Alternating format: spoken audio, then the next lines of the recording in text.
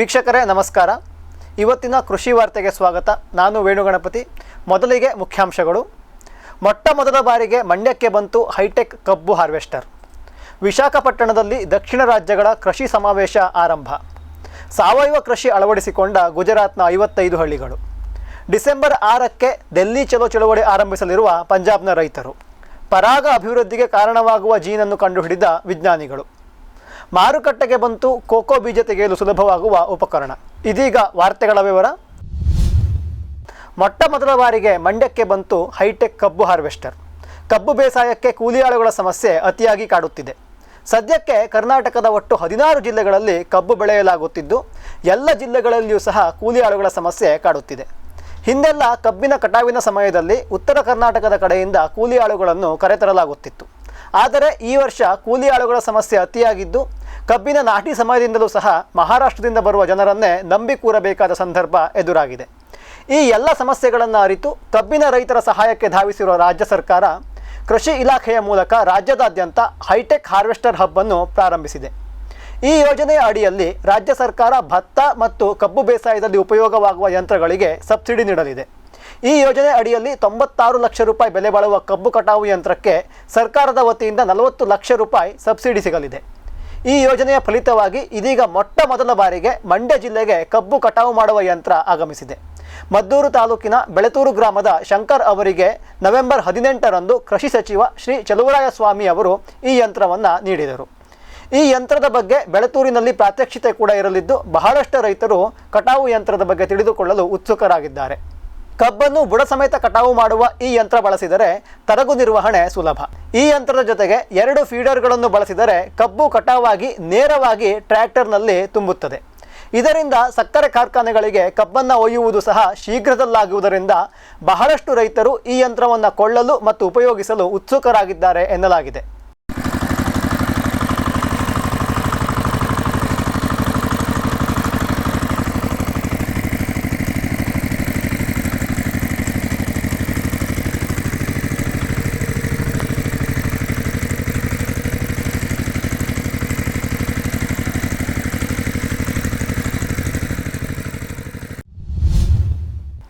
ವಿಶಾಖಪಟ್ಟಣದಲ್ಲಿ ದಕ್ಷಿಣ ರಾಜ್ಯಗಳ ಕೃಷಿ ಸಮಾವೇಶ ಆರಂಭ. ಕೃಷಿ ಮತ್ತು ರೈತ ಕಲ್ಯಾಣ ಇಲಾಖೆಯವರು ಆಯೋಜಿಸಿರುವ ದಕ್ಷಿಣ ರಾಜ್ಯಗಳ ಕೃಷಿ ಸಮಾವೇಶ ಇವತ್ತು ವಿಶಾಖಪಟ್ಟಣದಲ್ಲಿ ಆರಂಭವಾಗಿದೆ. ಒಟ್ಟಾರೆ 2 ದಿನ ನಡೆಯಲಿರುವ ಈ ಸಮಾವೇಶದಲ್ಲಿ ದಕ್ಷಿಣ ಭಾರತದ ರಾಜ್ಯಗಳಲ್ಲಿ ಕೃಷಿಗೆ ಸಂಬಂಧಿಸಿದ ಕಾರ್ಯಚಟುವಟಿಕೆಗಳು ಹೇಗಾಗುತ್ತಿವೆ, ಕೃಷಿ ಯೋಜನೆಗಳ ಅನುಷ್ಠಾನ ಯಾವ ರೀತಿ ಆಗುತ್ತಿದೆ ಎನ್ನುವ ಬಗ್ಗೆ ಚರ್ಚೆಯಾಗಲಿದೆ. ಮೊದಲನೇ ದಿನ ಕೃಷಿ ಮತ್ತು ರೈತ ಕಲ್ಯಾಣ ಇಲಾಖೆಯ ಪ್ರಧಾನ ಕಾರ್ಯದರ್ಶಿಯಾದ ಶ್ರೀ ದೇವೇಶ್ ಚತುರ್ವೇದಿ ಮತ್ತು ಆಂಧ್ರ ಪ್ರದೇಶ ಕೃಷಿ ಇಲಾಖೆಯ ಉಪಕಾರ್ಯದರ್ಶಿಯಾದ ಶ್ರೀ ಬುಧೂತಿ ರಾಜಶೇಖರ್ ಅವರ ನೇತೃತ್ವದಲ್ಲಿ ಸಭೆ ನಡೆಯಿತು. ಸರ್ಕಾರದ ಯೋಜನೆಗಳ ಅನುಷ್ಠಾನ ದಕ್ಷಿಣ ಭಾರತದ ರಾಜ್ಯಗಳಲ್ಲಿ ಒಳ್ಳೆಯ ರೀತಿಯಲ್ಲಿ ನಡೆಯುತ್ತಿರುವುದನ್ನು ಶ್ಲಾಘಿಸಿದ ದೇವೇಶ್ ಚತುರ್ವೇದಿ ಅವರು ಕೃಷಿ ಸಾಲಗಳನ್ನು ಆಯಾ ಬೆಳೆಗಳಿಗೆ ತಕ್ಕಂತೆ ನೀಡಬೇಕಾಗಿದೆ ಎಂದು ಅಭಿಪ್ರಾಯಪಟ್ಟರು. ಉತ್ತರ ಭಾರತಕ್ಕೆ ಹೋಲಿಸಿದರೆ ದಕ್ಷಿಣ ಭಾರತದಲ್ಲಿ ಕಿಸಾನ್ ಕ್ರೆಡಿಟ್ ಕಾರ್ಡ್ ಬಳಸುವ ರೈತರ ಸಂಖ್ಯೆ ಕಡಿಮೆ ಇರುವ ಬಗ್ಗೆ ಸಹ ನೆರೆದಿದ್ದ ಆಯಾ ರಾಜ್ಯದ ಕೃಷಿ ಅಧಿಕಾರಿಗಳ ಗಮನಕ್ಕೆ ತಂದ ಪ್ರಧಾನ ಕಾರ್ಯದರ್ಶಿಗಳು ಕಿಸಾನ್ ಕ್ರೆಡಿಟ್ ಕಾರ್ಡನ್ನು ರೈತರ ನಡುವೆ ಜನಪ್ರಿಯಗೊಳಿಸುವಂತೆ ಸಲಹೆ ಇತ್ತರು. ಸಾವಯವ ಕೃಷಿ ಅಳವಡಿಸಿಕೊಂಡ ಗುಜರಾತ್ನ 55 ಹಳ್ಳಿಗಳು. HDFC ಬ್ಯಾಂಕ್ನ ಪರಿವರ್ತನ್ ಕ್ಲೈಮೇಟ್ ಸ್ಮಾರ್ಟ್ ಅಗ್ರಿಕಲ್ಚರ್ ಇನಿಷಿಯೇಟಿವ್ನ ಸಹಾಯದಿಂದ ಗುಜರಾತ್ನ ಜುನಾಗಢ್ ಹೋಬಳಿಯ 55 ಹಳ್ಳಿಯ ಕೃಷಿಕರು ಸಂಪೂರ್ಣ ಸಾವಯವ ಕೃಷಿ ಪದ್ಧತಿಯನ್ನು ಅಳವಡಿಸಿಕೊಂಡಿದ್ದಾರೆ. ಸಾವಯವ ಪದ್ಧತಿಯಲ್ಲಿ ಬೆಳೆ ಬೆಳೆಯುವ ಬಗ್ಗೆ ಮಾಹಿತಿ ಪಡೆಯಲು, ಸಾವಯವ ಪ್ರಮಾಣ ಪತ್ರ ಪಡೆದುಕೊಳ್ಳಲು HDFC ಬ್ಯಾಂಕ್ ರೈತರಿಗೆ ಸಹಾಯ ಮಾಡಿದ್ದು, ಇವತ್ತು ರೈತರ ಮತ್ತು ಬ್ಯಾಂಕಿನ ಶ್ರಮದ ಫಲವಾಗಿ 55 ಗ್ರಾಮದ 8,000 ರೈತರು ಸುಮಾರು 2,250 ಎಕರೆ ಜಾಗದಲ್ಲಿ ಸಂಪೂರ್ಣ ಸಾವಯವ ಕೃಷಿಯನ್ನು ಮಾಡುತ್ತಿದ್ದಾರೆ. ಸಾವಯವ ದೃಢೀಕರಣ ಪತ್ರವನ್ನು ಸಹ ಹೊಂದಿರುವ 119 ರೈತರಿಗೆ ಶೇಂಗಾ ಬೆಳೆಯಲ್ಲಿ ಸಾಮಾನ್ಯವಾಗಿ ಬರುವುದಕ್ಕಿಂತ 4.5 ಲಕ್ಷ ರೂಪಾಯಿ ಅಧಿಕ ಲಾಭ ಬಂದಿದೆ. ಇನ್ನು 165 ರೈತರು ತಮ್ಮದೇ ಆದ ಎಣ್ಣೆಗಾಣವನ್ನು ಸಹ ಹಾಕಿಕೊಂಡಿದ್ದು, ಒಟ್ಟಾರೆ 3,100 ಲೀಟರ್ ಶುದ್ಧ ಸಾವಯವ ಶೇಂಗಾ ಎಣ್ಣೆಯನ್ನು ಮಾರಿ 31 ಲಕ್ಷ ರೂಪಾಯಿ ಲಾಭ ಗಳಿಸಿದ್ದಾರೆ. ಇದಲ್ಲದೆ ಈ 55 ಹಳ್ಳಿಯ ರೈತರು ಅರಿಶಿಣ, ಶುಂಠಿ, ರಾಗಿ, ನವಣೆ ಕೃಷಿ, ಜೇನು ಕೃಷಿ ಸಹ ಮಾಡುತ್ತಿದ್ದು, ತಮ್ಮದೇ ಬ್ರ್ಯಾಂಡಿನಲ್ಲಿ ತಮ್ಮ ಉತ್ಪನ್ನಗಳನ್ನು ಮಾರಲು HDFC ಬ್ಯಾಂಕ್ ಇವರಿಗೆ ಸಹಾಯ ಮಾಡಿದೆ. ಕೆಲ ಹಳ್ಳಿಗಳ ರೈತರೆಲ್ಲ ಸೇರಿ ಒಗ್ಗಟ್ಟಾಗಿ ಮಾಡುತ್ತಿರುವ ಈ ಲಾಭದಾಯಕ ಕೃಷಿ ನಮ್ಮೆಲ್ಲರಿಗೂ ಸಹ ಒಂದು ಮಾದರಿಯಾಗಿದೆ. ಇದೀಗ ಒಂದು ವಾಣಿಜ್ಯ ವಿರಾಮ. ವೆಟ್ ಗಿಡಮೂಲಿಕಾ ಉತ್ಪನ್ನಗಳು ಬೋವಿಟೋನ್ ವೆಟ್ 33 ಗಿಡಮೂಲಿಕೆಗಳ ಜಾನುವಾರು ಆರೋಗ್ಯವರ್ಧಕ ಟಾನಿಕ್. ದೂದ್ ಪ್ಲಸ್ ಅಧಿಕ ಹಾಲು, ಡಿಗ್ರಿ ಮತ್ತು ಫ್ಯಾಟ್. ರಾಸು ಸುಲಭವಾಗಿ ಹಾಲಿಳಿಸುತ್ತದೆ. ಫಾಸ್ಟ್ ಪ್ಲಸ್ ಗರಿಷ್ಠ ರಂಜಕ, ಕ್ಯಾಲ್ಸಿಯಂ, ಜೀವಸತ್ವಗಳು, ಖನಿಜಗಳು, ಪ್ರೋಬಯೋಟಿಕ್ಸ್ ಇತ್ಯಾದಿ. ಹಸು, ಎತ್ತು, ಎಮ್ಮೆ, ಕೋಣ, ಹಂದಿ, ಕುರಿ, ಆಡು, ಕೋಳಿಗಳಿಗೆ ವೆಟ್ ಪೆಟ್ ಫಾರ್ಮುಲೇಷನ್ಸ್ ಉತ್ಪಾದನೆ. ಶ್ರಮಜೀವಿಯಿಂದ ಸರಬರಾಜು.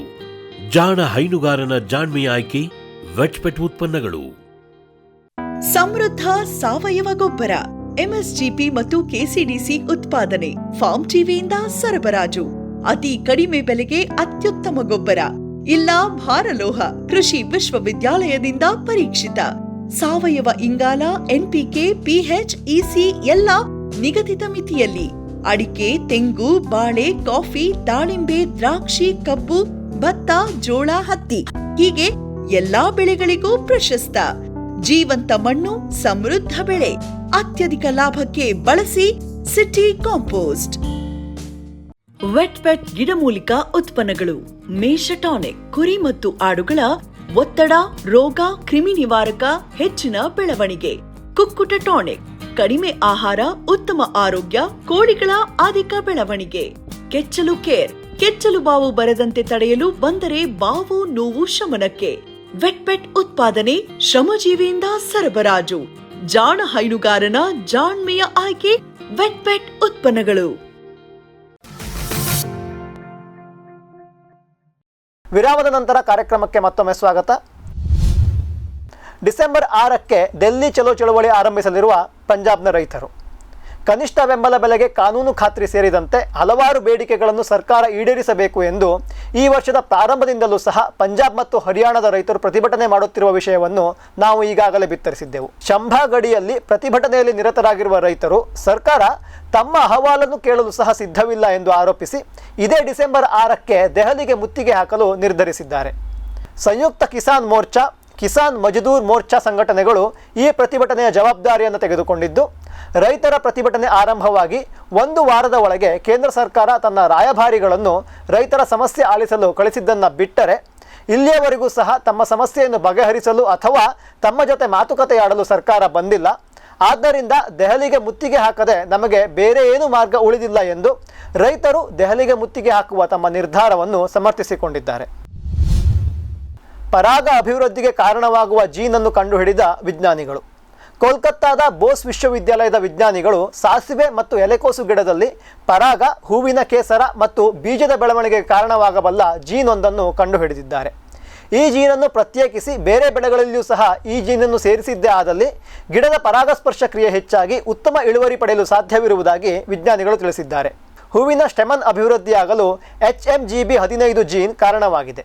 ಮುಂದೆ ಸ್ಟೆಮನ್ ಮೇಲೆ ಪರಾಗ ಅಭಿವೃದ್ಧಿಯಾಗಲು ಸಹ ಇದೇ ಜೀನ್ ಕಾರಣವಾಗಿದ್ದು, ಒಂದು ಗಿಡದ ಪರಾಗ ಸದೃಢವಾಗಿ ಇರಲು ಈ ಜೀನ್ ಸಹಾಯ ಮಾಡುತ್ತದೆ. ಗಿಡದ ಪರಾಗರೇಣು ಆರೋಗ್ಯವಾಗಿದ್ದರೆ ಪರಾಗಸ್ಪರ್ಶ ಕ್ರಿಯೆ ಉತ್ತಮವಾಗಿ ಮುಂದೆ ಒಳ್ಳೆಯ ಇಳುವರಿ ಪಡೆಯಬಹುದಾಗಿದೆ. ಈ ಸಂಶೋಧನೆ ಇನ್ನೂ ಪ್ರಾರಂಭಿಕ ಹಂತದಲ್ಲಿದ್ದು, ಮುಂದೆ ಈ ಜೀನನ್ನು ಪ್ರತ್ಯೇಕಗೊಳಿಸಿ ಬೇರೆ ಜಾತಿಯ ಗಿಡಗಳಲ್ಲಿ ಸೇರಿಸುವ ಬಗ್ಗೆ, ಸಾಸಿವೆ ಮತ್ತು ಕ್ಯಾಬೇಜ್ ಗಿಡಗಳಲ್ಲಿ ಈ ಜೀನ್ ಹೆಚ್ಚು ಕಾರ್ಯಚಟುವಟಿಕೆಯಿಂದಿರಲು ಸಹಕರಿಸುವ ಕಾರಣಗಳ ಬಗ್ಗೆ ಸಹ ಇನ್ನೂ ಹೆಚ್ಚಿನ ಸಂಶೋಧನೆಯಾಗುವುದು ಅಗತ್ಯವಿದೆ ಎಂದು ಬೋಸ್ ಯೂನಿವರ್ಸಿಟಿಯ ವಿಜ್ಞಾನಿಗಳು ಅಭಿಪ್ರಾಯಪಟ್ಟಿದ್ದಾರೆ.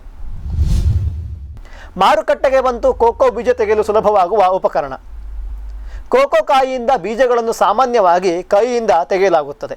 ಇದರಿಂದ ಕೆಲಸ ನಿಧಾನವಾಗುವುದಲ್ಲದೆ ಉಗುರಿಗೆ ಕೋಕೋ ಸಿಪ್ಪೆ ಸೇರಿಕೊಂಡು ನೋವಾಗುವ ಸಾಧ್ಯತೆ ಸಹ ಇದೆ. ಈ ವಿಧಾನದಿಂದ ಕೈ ಬಹುಬೇಗ ಸೋತು ಕೆಲಸ ನಿಧಾನವಾಗುತ್ತದೆ. ಈ ಸಮಸ್ಯೆಯನ್ನು ನಿವಾರಿಸುವ ಒಂದು ಸರಳ ಸಾಧನವನ್ನು ಬಂಟ್ವಾಳ ತಾಲೂಕಿನ ಮಹಾಬಲೇಶ್ವರ ಭಟ್ ಅವರು ರೂಪಿಸಿದ್ದಾರೆ.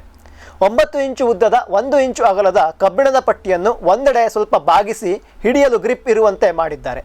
ಕಬ್ಬಿಣದ ಪಟ್ಟಿಯ ಇನ್ನೊಂದು ಭಾಗವನ್ನು ಅಲ್ಪ ಹರಿತಗೊಳಿಸಿ ಅದರಿಂದ ಕೋಕೋ ಬೀಜವನ್ನು ತೆಗೆಯುವಂತೆ ಮಾಡಲಾಗಿದೆ.